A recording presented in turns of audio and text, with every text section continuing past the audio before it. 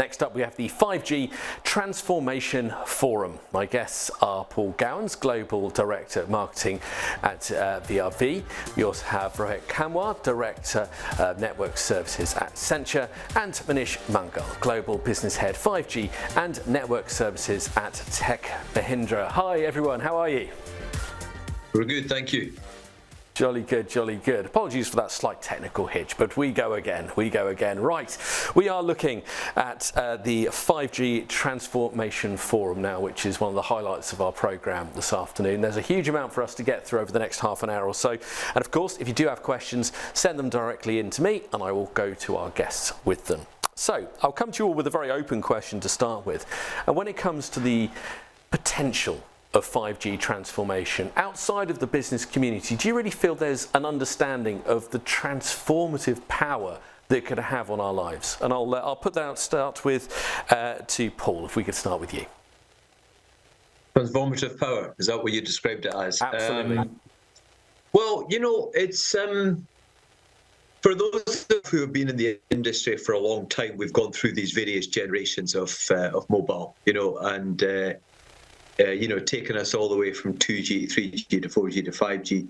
And I think outside, I'm going to say outside of business, so in the consumer market, most people really view 5G as what the early implementations of it were meant to be, which is for enhanced mobile broadband, right? And that means basically better speeds, better connectivity, and better quality.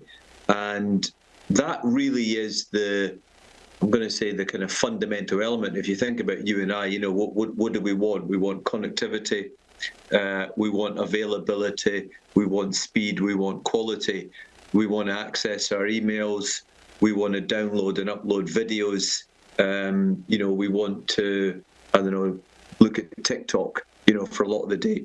I think we are now starting to move into, and I've seen this in a few implementations and reports in terms of differentiated services. And what does that type sort of thing mean? Video streaming and augmented reality are applications that I think people will start to realise 5G enables much more than previous incantations of mobile. Those type of differentiated services, I think also I read in a report that consumers, and obviously we're talking about the consumer, is open to, I would say, kind of paying some premium for, you know. So I think when we start as augmented reality applications and differentiate services around, you know, whether you're at a concert or an arena or a venue or an airport or those type of things, I think people then will start to see that. Are they seeing that now? Probably not, I'm going to be honest with you. I think people just see it as maybe a better 4G, but I think those type of services are in early stages, and once they start to mature and become more available, people will see the value. Rohit Kanwar, I'll come to you next. Well, I mean, as Paul kind of rightly, you know, outlined the application side of the 5G. And if I go into the depth, you know, the opportunity to harness new use cases and new business model, you know, in 5G is unbelievable. Now, what we have seen in 4G and 3G, 3G was more for the internet, where 4G was more for the video. And I would say 5G is for everything. What does it mean, everything? Is that it is fundamentally trying to change the, you know, business model of how, you know, the business is operating. There has been an innovative business model being coming into the market quite rapidly. You know, what we are seeing it as in Accenture is the delayed differentiation strategy, which we have adopted, you know, for some of the use cases in 5G, especially for the enterprise side of the things, you know, where we call it as network slicing. So these models, these business models, you know, for example, if you go to a Pizza Hut, you don't order a pizza and you order a slice and then you do a topping itself. The same thing, this is called a delayed differentiation strategy. This is the same thing which we are adopting in 5G, you know, for as a part of, you know, how to, you know, serve your enterprise customers much more efficiently. And this has only happened because 5G was disruptive in terms of networks. The networks gives you that kind of a power and the technology to build these certain kind of, business models, which was not, it was partially exist in 4G, but, 5G was able to kind of extract it more towards the business value and the monetization itself. Some of these things are yet to be seen, to be honest, and there's a lot of work being pushed. A lot of boundaries has been chased, and a lot of new innovations has been happening, and a lot of these things you will see in next 5 years as well. This is just the beginning at the moment, yeah. As Manish, will come to you last on this one, please. No, absolutely. I think the way I look at it is that when you look at 5G, I look at it in the context of the purpose of connectivity, and what does connectivity means for society, what it means for the human in general, right? And I equate it to almost like an oxygen now. The presence of it should not be felt. The absence of it is, of course, disastrous. And I think connectivity has reached that point where we expect the connectivity to be available pervasively everywhere all the time. And to me, the telecom industry has been investing a huge amount of money over the last 25, 30 years in building this kind of capability today. And I kind of see 5G as the real transformative nature is not because just it's got a higher speed, higher latency, and the higher density of the devices it can support, but it's bringing in three fundamental components that are really going to unlock the value of the connectivity for the society at large to use. And those three fundamental pillars are, one is the cloud nativeness to that. What that means is that it can now be a lot more elastic. So the speed at which you can make things happen and the flexibility it provides is going to be tremendously high. Hence, a complete cloud native architecture is a pillar that is the first time actually introduced in 5G and is going to become mandatory for every generation to come forward. The second thing is the adoption of AI into the operations of the 5G network. And I think that's going to be a dramatic change in terms of how do we operate the network so that it gives you the cost structure that allows for everybody else to utilize the asset in a much more productive way. And the third piece is the network as a service, which is the APIs that we are opening up more and more now.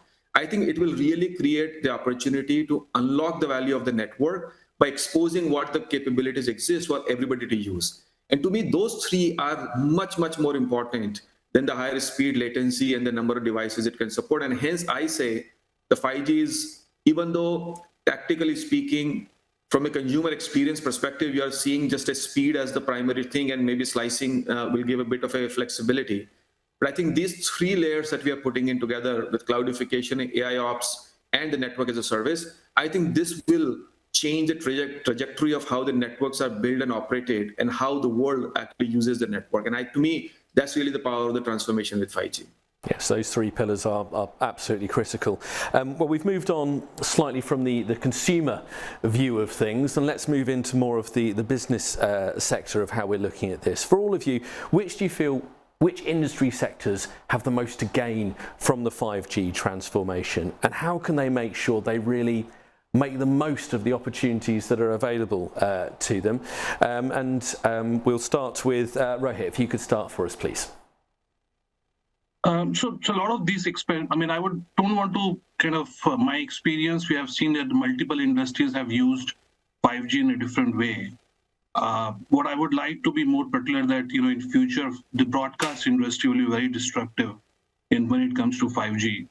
And what we say is that because we do a lot of business on the media domain, and what we see is that, clients are talking on the 5G side of the things when it comes to video platform, and completely looking at the way they are transmitting their broadcast or a multicast packets, over the cloud and all those things, part of the emerging technology.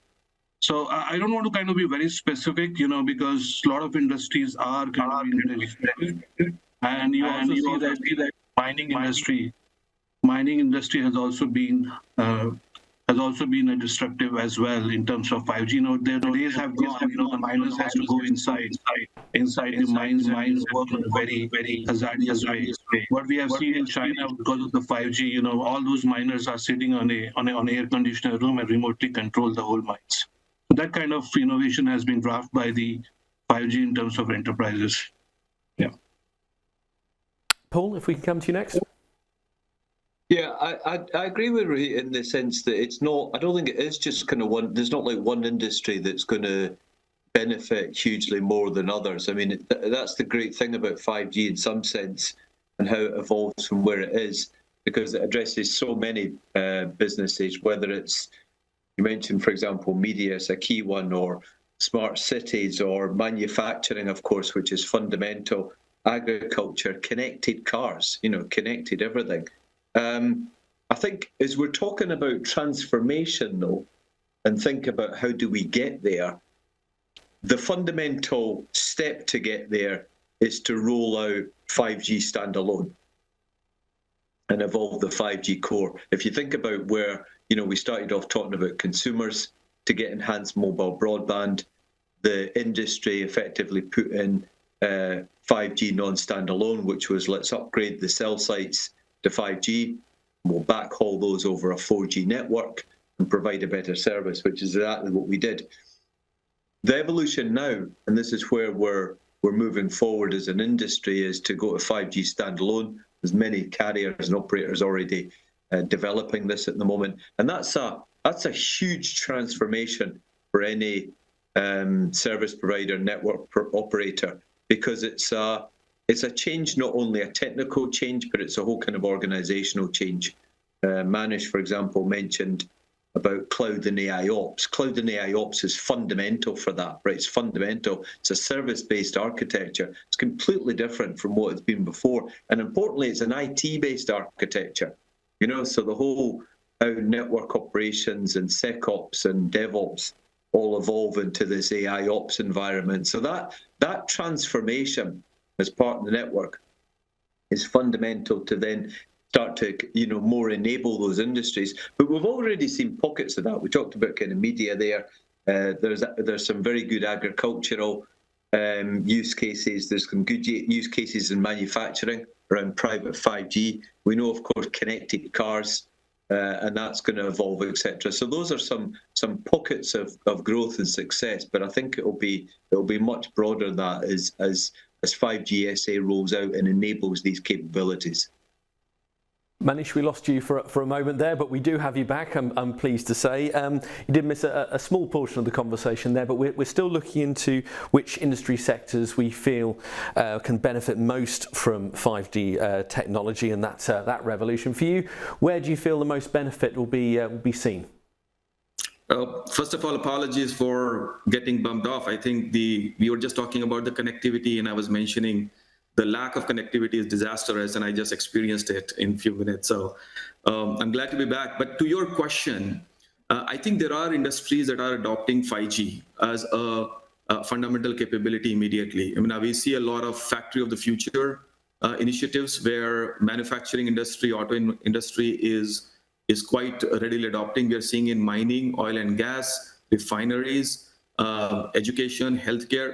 There are, we are doing more than 50 proof of concept trials and more closer to commercial deployments now, where the power of 5G and the kind of applications that can take advantage of the 5G in the enterprise segment is coming to life. So we are way past beyond the hype cycle now. We are getting much more closer to the reality. And I really think that very slowly we will just look back and say, oh, we have now 500 deployments or 1,000 deployments of 5G in the industry segments. We just never spoke about it. They just organically happened that much. I think that's the stage where we are in, where it is taking quite a bit of a shape. But I kind of see that the factory of the future and manufacturing to be a pretty solid area where a good traction is happening, along with a few other industries that I mentioned. So another question for all of you here. We're looking at how many different industries are being affected in a positive way. How important is it that people really understand the potential it could have for their industry? Because the potential is huge. There are so many different uses for it that they may not always realise, because they might not have imagined it. How important is that kind of education and communication with different industries to make sure they realise that potential? And I'll open that up to all of you. Yeah, maybe I'll take a quick shot in continuation of my last statement on that. I think there is a need for education, but I think there is also a need for not requiring education. The customers, especially on the enterprise sides, they are very focused on solving and running their businesses. Connectivity and infrastructure for them should be something that is as simple as plug and play, and it exists and it operates, and they don't have to spend tremendous amount of time thinking and learning about it, because that's the big hurdle in the scalability of the adoption. So from my point of view is that, we as an industry have a bit more work to do, where we can actually say, if you're an enterprise customer, you click on a button and the network as a service rolls in. You don't have to do an extensive amount of planning and designing and activities to get it ready. For them, it should be, I press a button, I order a service, and the service delivery happens, and service activation and management happens, and it all becomes very seamless and easy for them to manage on a day-to-day basis. And I think that will reduce the friction of adoption. It's first thing. Then the second thing is that what kind of things that, when I say things, applications can actually take advantage of the edge compute and the speeds of the 5G, that I think the ecosystem will drive and generate. And again, the packaging of that as a simplified way is what's required. So I believe that some education is required, but we probably want to lean more towards requiring lesser and lesser education so that it's plug and play, simple for the customer to use. Just to build on Manish's point, what we do is basically the 5G maturity study across, enterprise, and we see a very different level of, 5G adoption and 5G maturity, in terms of, adoption and the maturity study across the enterprise. And from that, actually, we decided and discussed how to approach, different types of departments across the enterprise, and how to not really educate them because they know their businesses better than us. We educate them basically that what they cannot do or what they can do from that, 5G enablement, not only from the network side of the things, but primarily from the business side of the things. The other aspect I want to highlight is that is about the enterprise monitoring and surveillance as well. These are the factors and the KPIs, which 5G enables, and those KPIs can also be translated into different types of business models, which they can provide to their end customers. And these are something which is being explored at the moment, and we can see that this thing will be the key differentiation in the future also when it comes to, the service assurance, or, I would say customer obligations perspective as well. So the enterprise are more driving and their end customers are more demanding at the moment. And then they have this connectivity technology on 5G, which can help them to enable and provide those kind of personalization. I wouldn't say only 5G, it will be a combination of 5G, cloud, and AI ops, which Manish has discussed before in terms of the whole network dynamics. But this has to be translated, into a business context as well, considering that the customer experience will be a strong differentiation in the future. Yeah, I support what Rohit and Manish have said, and actually it's I think there is an education there, but actually I think it's happening, and it's happening partly because of the hyperscalers and cloud providers that are helping to, helping businesses understand the value, because obviously in the past it was quite clear who the service provider was.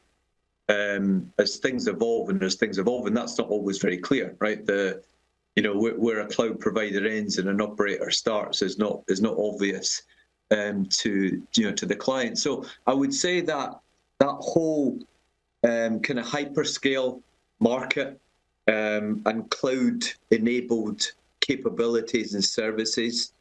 I think Manish, you mentioned, for example, like network as a service earlier on, or whatever as a service, becomes a de facto choice. And I think businesses do need to think strategically, about where they want to be in 5 years, because the cloud enabled element of 5G, I think, is a fundamental part of what can help them reach their goals. And as I say, I think the hyperscalers, along with service providers and network equipment manufacturers and system integrators, can help within that ecosystem bring to bear the understanding of what the future value could be. What I'd like to move on to next is challenges for organisations when they're embarking on a 5G transformation journey? I think Manish, you described very well about the friction of implementation. That was one example. For all of you, what challenges are there for organisations when they're embarking on those 5G transformational journeys? And Rohit, I'll start with you on this one. So, a couple of organization challenges. I think the biggest organization challenge is the talent. And then, do you need to really have the adequate talent, or you need to hire the right talent? I think there are a lot of, the organization talent development need to be, progressed well across the C-level suite in the organization. And this has to be the strong fundamental goal for the organization when it comes to 5G and cloud enablement. There are other things is that, these are the new emerging technologies, and they have a higher overlap between network and IT. And so from that context also, these are the critical skills which need to be kind of harnessed and kind of built over a period of time, or need to be hired from outside. And this is one of the critical challenges which you see, and these technology curves keeps on changing, and the organization should be agile enough, and the speed agility should be enough to adopt those new technologies and new kind of aspirations. And then the second point I would say is that what sort of organization is required to run these kind of operations? And it's still, at the moment, I've seen is more experimental. We don't have the discrete answers, from a consulting point of view. We're still looking at there should be a digital academy, there should be a COE, which have those critical skill sets, and then you have a mediocre skill sets, which can, run those operations much more efficiently. And and then second thing should be a factory where you can train those skill sets on a regular basis. So this is the most, in my opinion, is the most challenges, because you can't rely on the suppliers and the vendors on providing those technology supports. It doesn't serve them on a longer business model or a longer ROI calculations for the enterprise or the networks when it comes to. Yeah.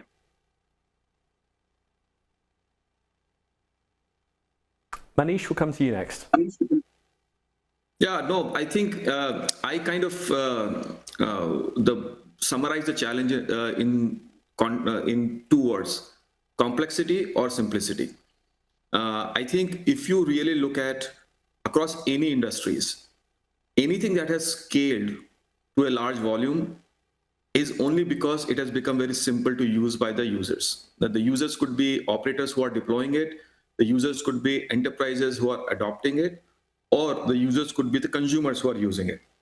And if you look at smartphone, the why smartphone became so big is because the app ecosystem was so much more easy to use, and you can get any apps anytime, and it becomes a natural way to use it. Limited amount of learning is required to figure it out. Limited amount of knowledge is required to configure it, provision it, and use it. It just, you got an app, you got a smartphone, you can use it. And you look across any industry. I mean, you look at the media industry, you look at distribution and logistics industry, and everywhere. I think, to me, the biggest question is, and this is a journey that we have been at Tech Mahindra is a journey of simplification for our customers. Where any place where there is a hurdle of complexity, we have to cross it, simplify it, whether it's in a process, whether it is in the day-to-day operations like I was talking about for the AI ops, or whether it's in just enabling the network capability for somebody else to use it as an exposure layer with a network as a service model. Everything has to become so much more simple. And that, to me, is where we need to head. Today, enterprises, CIOs feel 5G is a very complex thing. They are very comfortable with traditional approach of Wi-Fi, but adoption of 5G is a pretty big learning curve for them. So to me, really, at the end of the day, it all comes down to one word only: simplify, simplify, and simplify in everything that we do. And I think that will solve all the hurdles. In addition to what Rohit said about the talent is absolutely the case. We need a lot more software-centric talent to run and operate and manage the network as we go forward. Paul?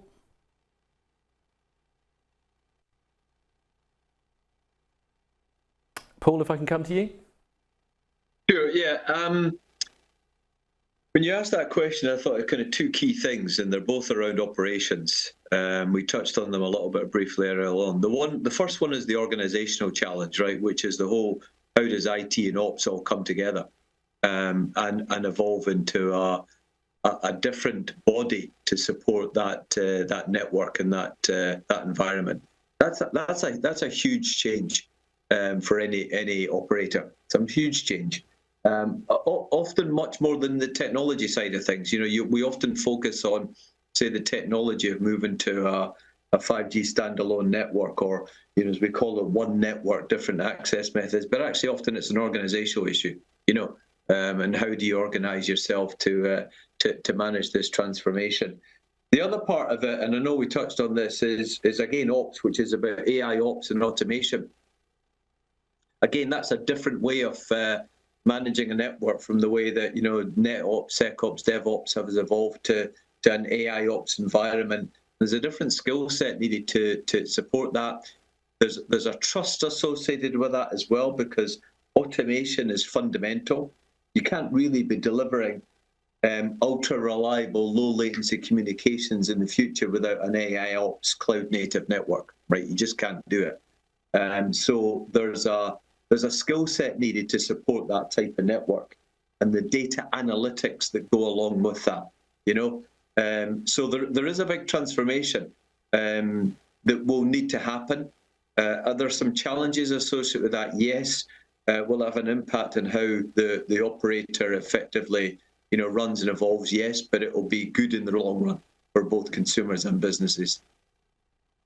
Now, looking at your biographies, we're blessed with best part of 70 years of experience between the three of you here today, so it would be remiss of me not to get some more great examples out of all of you about some fantastic examples you've seen of successful 5G transformation initiatives that you've seen. What I'd love to hear from all of you is an example that you've seen from any industry, from any application of this technology, that you thought this is how you do it. This is a perfectly executed 5G transformation.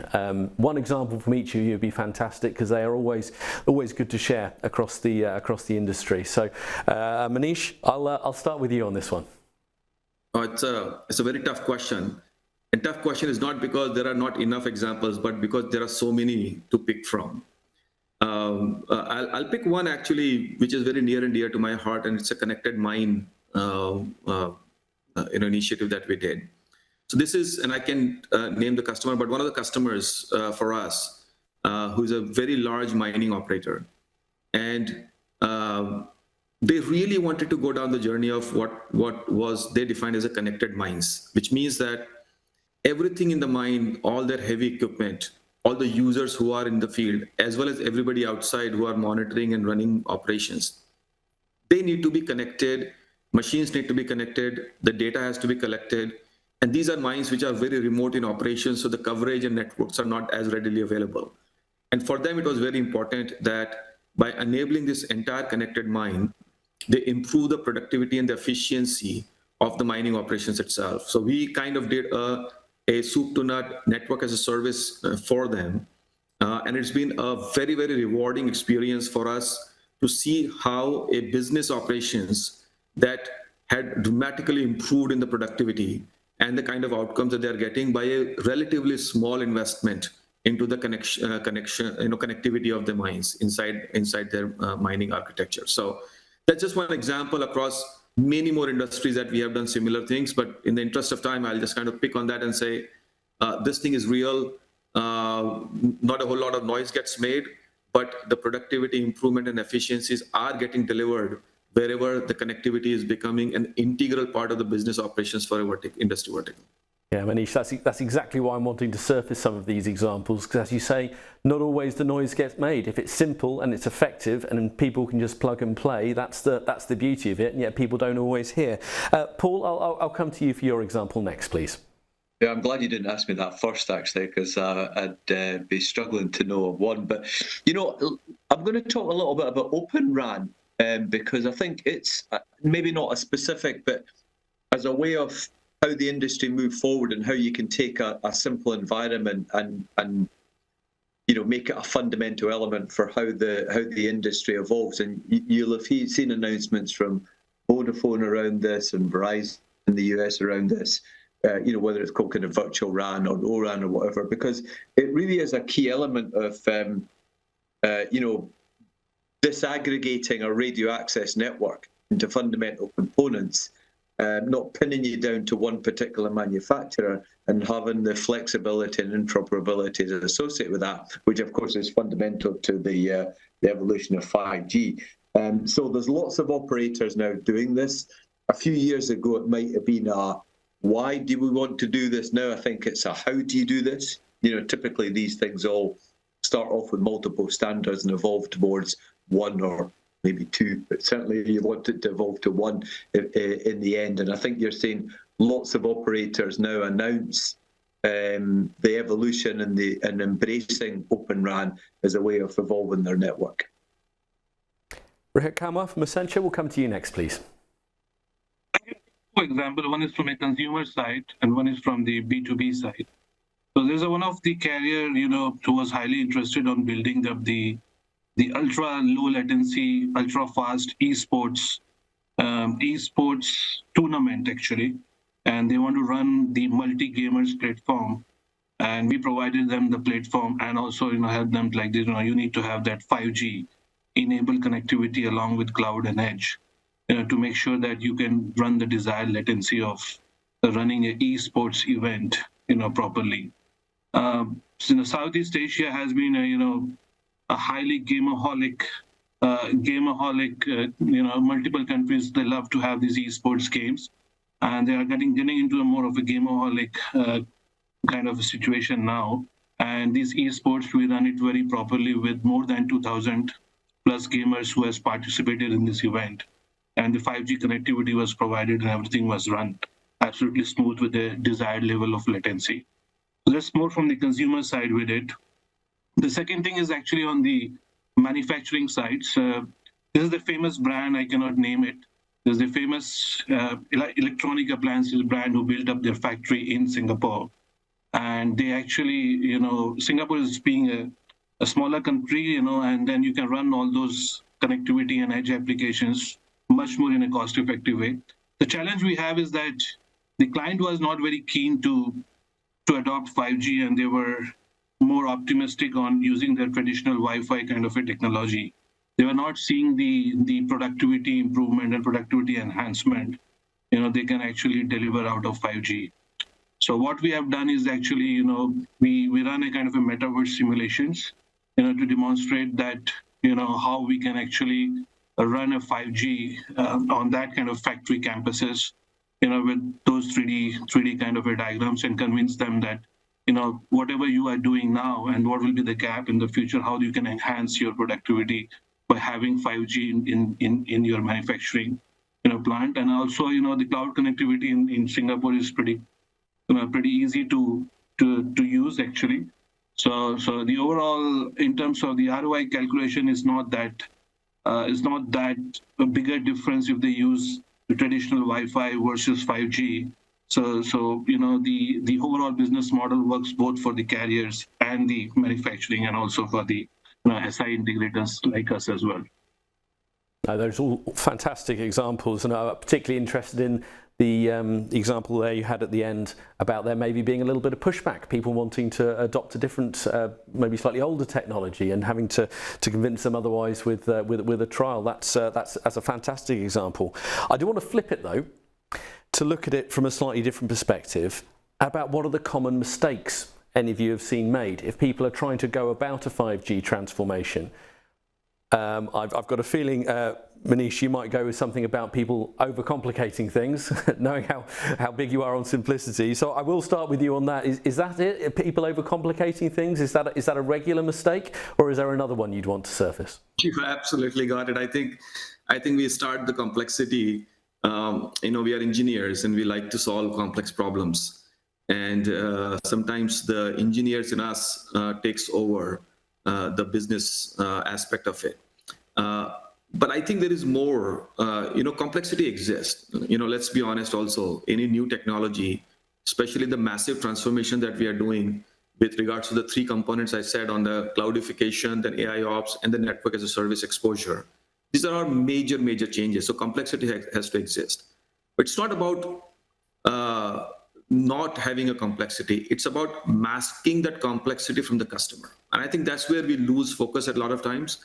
And we try to tell customer how complex it is, and hence they should also learn and appreciate the complexity versus, keep the complexity to ourselves, make it simple for somebody to use it. So I think that's one area. I think the second thing that we typically do as well is that we, overhype at times, and rather than taking a methodical approach of achieving a pragmatic outcomes and build the momentum around it. But that's a natural journey. We kind of go to the hype cycle, the chasm breaks, the reality settles in, and then the real scale and the real deployment happens. And I think that's where we are right now, is that all the noise about 5G being completely disruptive absolutely is there. It's almost to the point where everybody believes that we are actually more in the implementation now. Other than that, I would just say that there are new natural things about getting the right talent at the right time and the right processes change to take the new technologies. They always are the case, but the complexity and managing expectations are the two most important ones that I have experienced. Paul Gowans from VIAVI Solutions, we'll come to you next, please. Yeah, I agree with that. And I know we've touched on this already, but I think most organizations who are going through this sort of transformation will focus on the technology side and that technology evolution, right? As Manish says, we're often all engineers, right? And that's our background. And so you often address the problems that way. But when I touched on this earlier on, the organizational aspects of it are fundamental. I mean, fundamental and probably more important in many ways than the technology. The technology will come, right? Because it will just get resolved, right? And it will get fixed. But the organizational things are a big change. And I think if operators, for example, are just looking back and thinking historically, right, we did 3G to 4G, and we did this, and this, and therefore 4G to 5G is just going to be the same. It's not, right? It's not. It's going to be different. It's service-based, it's cloud-native, it's automated, it's AI ops. It's a completely different environment. And so, if you look at past performance or past evolutions, you're going to limit your thinking. So I think you do have to view these things organizationally, strategically, and beyond just the technological side of things. Rohit? Yeah, I think both Manish and Paul rightly mentioned about the complexity. You can't ignore the complexity in the kind of network and the technology which brings in. But what it is actually requires is the prioritization. What we clearly see is that, the prioritization from a strategic perspective and prioritization from a consumer perspective and prioritization from a network perspective has to be more clearly defined and be more simplistic in nature when you are executing these new technologies with a clear business outcome in mind. And a lot of these things are often not very clear in the organization, and they go into kind of a viscous circles in terms of viscous mistakes that quite really often happen. I think like when you are deploying such kind of a 5G complex networks with AI ops, network as an API service, you really need to look at what is your priorities at the moment and how you can basically, work towards those priorities. And you can start with something like a minimum viable product to actually reduce your risk factors, minimize your risk mitigation, because a lot of these mistakes can be too expensive as well. And you really need to look at, how to mitigate those risks by, leveraging those minimum viable product kind of a methodology. So you have to be more methodological in your approach and make sure that, you have a very desired outcome into the mind when you are deploying such kind of infrastructure in place. Now, we've only got around 5 minutes left, so if we can keep the answers to my final question relatively punchy, I'd be very appreciative. And that is future-proofing, because the technology is only going to get better. It's only going to get faster. and the potential is going to keep growing. How do people look to future-proof themselves for the next generations of technology that follow?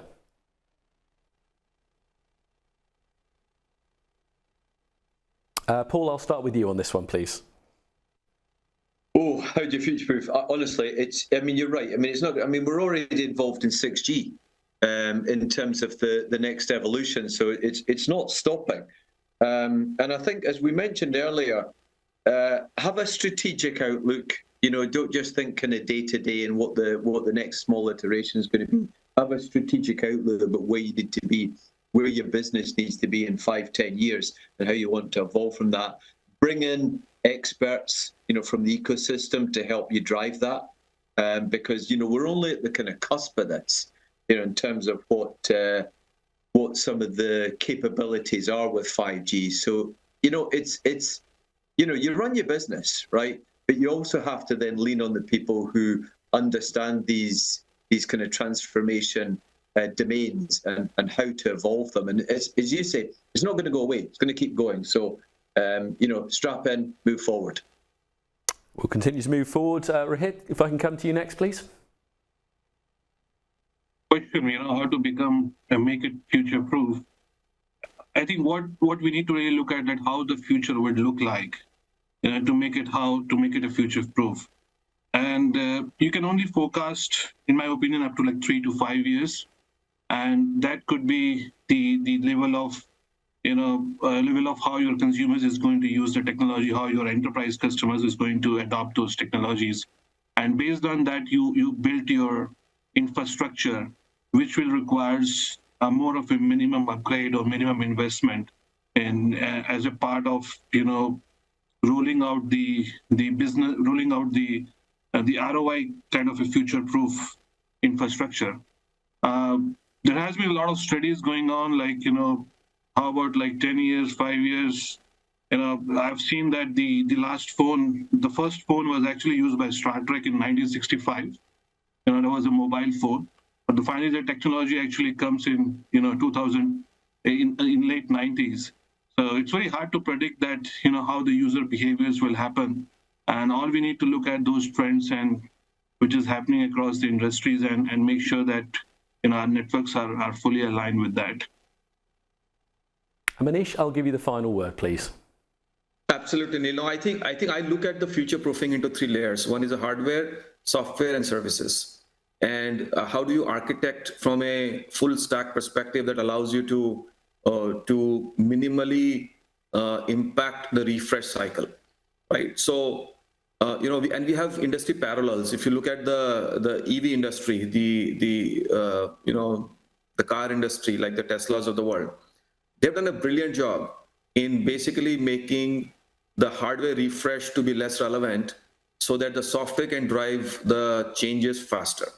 I think we are in the same cusp. You know, if a hardware, typically life cycle of a hardware is 3 to 5 years before a refresh is required.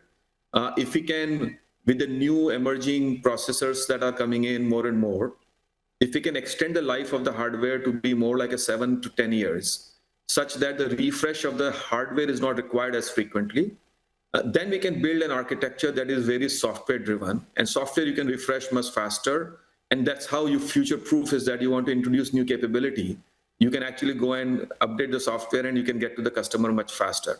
If you have to go back and change the hardware, it's a much heavy expense or cost, and it becomes very difficult to justify. So that's the first layer where, you know, let's look at the hardware life cycle and see how we can extend the capability of the hardware from a both processing capacity as well as from a design and architecture, such that you don't have to replace it fast enough. Second is build everything as a software native architecture on top of it, which is where the cloud nativeness and the AI ops come in, so that you can actually introduce through software much faster. And then the third is the service architecture, which is make the network more open, which we are on the journey to do through the API exposure, but also make it more programmable with the fundamental capabilities, whether it's slicing and all the things that we'll add on in the future, so that the services can be introduced at a faster pace. And if you kind of look at these 3 layers, honestly, the technologies will keep coming. We are going to invent as a world, we will never stop. But if we reduce the time it takes, something that I call as an ideation to consumption, The idea gets incubated in a lab somewhere. From there, if it takes 3 to 5 years for a consumer to actually use it, we really are very, very slow in creating the innovation life cycle. Versus if you do it in 12 months to 15 months, it's a completely different ballgame. And I think that's where removing the hurdle of the hardware and making everything software is a very big part of the fundamental architecture and the thought process shift in my mind. Okay, and you've spoke perfectly to time. It's almost as if you've got my iPad in front of you. So thank you very much. I've really enjoyed the benefit of your experience this afternoon. Thank you ever so much for joining us at Cloud and 5G Live today. Absolutely. Thank you, Dave. Thank you, everyone. Thank you. Thank you, Manish. Thank you, Paul. Nice to see you, Manish. Yeah. Thank you.